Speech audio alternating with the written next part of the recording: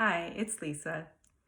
So, how do you set goals around your leadership career and then actually make them happen? We previously talked about the Ikigai, using the Ikigai tool or perspective to sort of find a career path that's meaningful for you. I want to get a little more into the details of how to move toward that, sort of your true north, the direction that you want to go in your career. So once you've decided what direction that you want to go, then you need to think about what the next big step is that you want to take toward that direction. That might be a career shift or a change in industry. It might be a promotion or just a move to a new company, something like that.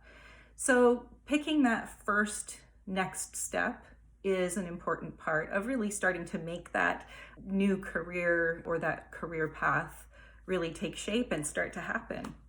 Then, once you've decided on the next big step, really paint a picture for yourself of what that's going to look like. So, different people would do that different ways. Some you might write about it. Some might draw about it. Some might create a crossword puzzle about it.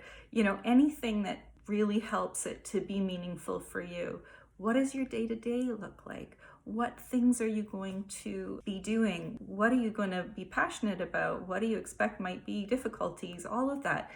Paint it in as clear a way as possible, and also a guideline around time. So is this something that's going to happen in the next 6 months, in the next year, in the next 5 years? When do you want that change to happen? Now, ask yourself, what skills and resources will I need to get myself there?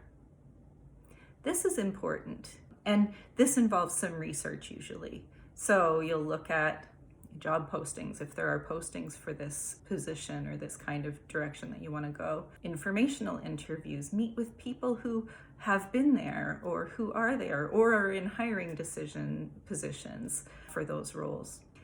And there might be other research as well that you might want to do there. And then next, ask yourself, what strengths and resources do I already have? This is sometimes as simple as looking at your resume and performance reviews, but it might also be, what do people always tell you that they see you doing or what you're great at, and those kinds of things. That helps you to see what resources you have available. And also looking inside, what do I know about myself? What do I know about that's not being utilized right now? That can give you some great information. Resources, look at your network. Who do you already know that can help you to get to this next first step?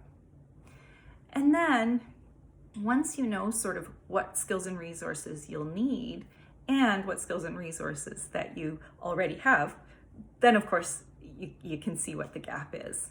And that's when you start to look at, okay, well, what can I do in order to fill that gap? So that could be training. Maybe you don't have all of the necessary skills.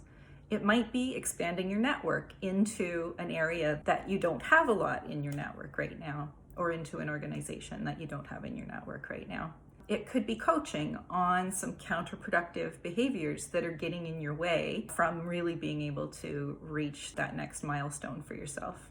Once you've figured that out, that gap is really where the plan comes together, because once you have that gap, then create goals around those gaps and prioritize them, and then start on the first one.